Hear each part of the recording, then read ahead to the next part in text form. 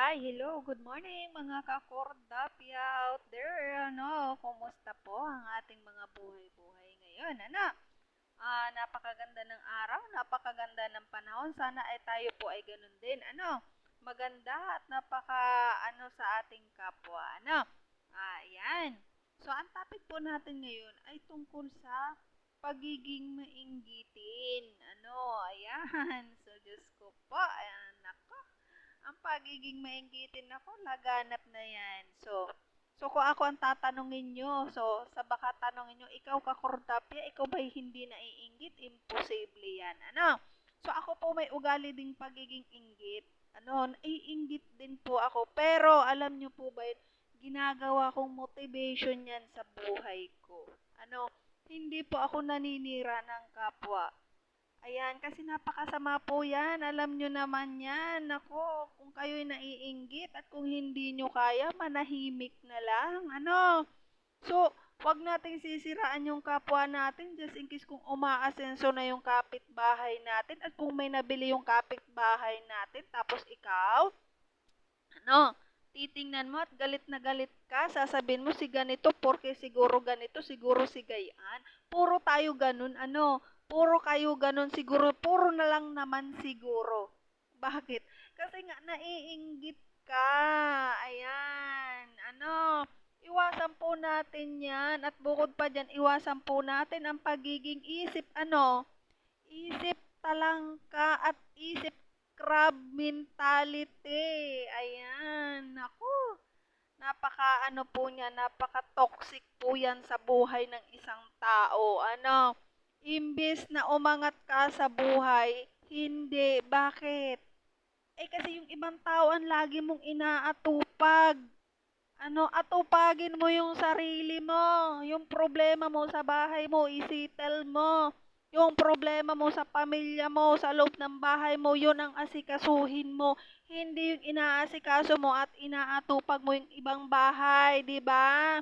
Ayan, baka wala ka pang hilamos-hilamos dyan. Andyan ka na sa labas ng gate nyo. Andyan ka na sa labas ng bahay nyo, nakikipagchismisan. Yung mga anak mo, hindi mo pa napapakain. Ayan. Ayan yung mga kaibigan, si kumare, si pare, ganito. Ayan, mga chismoso, chismosa. Ayan, ang mga inggitera at inggitero dyan, please lang po, iwasan po natin yan. Diyos ko po. Tapos tatanungin nyo sa sarili nyo, bakit ako ganito lagi na lang? Parang walang nagbabago sa akin. Ay Diyos ko po. Alam nyo na po ang sagot dyan sa mga sarili nyo. Imbis na matuwa sa inyo si Lord, hindi. Baka yung ibang tao na lang yung tutulungan niya. Alam niyo po ba yung imbis na kainggitan natin, yung kinakainggitan natin, yung sinisiraan natin, alam niyo ba yun? Yun yung mas laging inaangat ni Lord. So iwasan po natin yung kung gusto nating umahon sa buhay.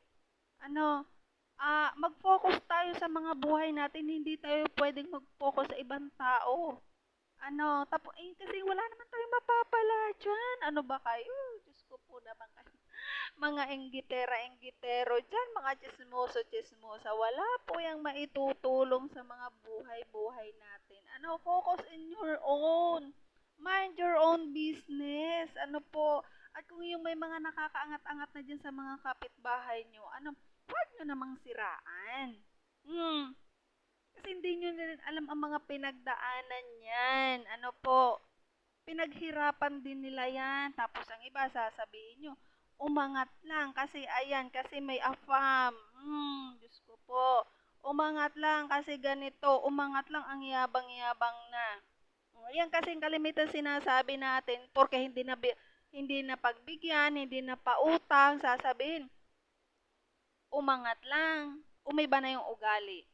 Yan kalimitan na nangyayari sa atin. So, alam nyo po ba, kapag po tayo pinapautang at or natatanggihan tayo minsan, wag po tayong magagalit. Wag tayong magagalit kasi hindi po sa lahat ng oras ay pagbibigyan tayo. Kailangan tanggapin din natin po yung mga negatives na mga natin sa buhay. Hindi lahat ay porke may pera na si kumare, ina-expect nyo, uutang kayo, pagbibigyan kayo.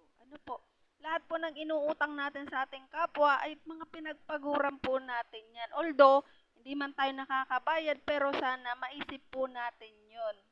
Ano po, ako marami po akong utang sa totoo lang. Pero sa ngayon po talaga hindi ko pa kaya magbayad. Ano, so sinasabi ko na lang may tamang araw para ikay mabayaran. Hindi yung may utang ka na nga, 'di ba? Ang kapal-kapal pa ng mukha mo. Tapos kapag siningil ka, ikaw pa yung galit, 'di ba? Sasabihin mo yaman-yaman na maniningil pa. Hello, pinagpaguran din po nila 'yan. Ano po? So, yun lamang po. Sana wag tayong ganon. Ano po, iwasan po natin yan. Okay? Thank you for watching po. Bye-bye!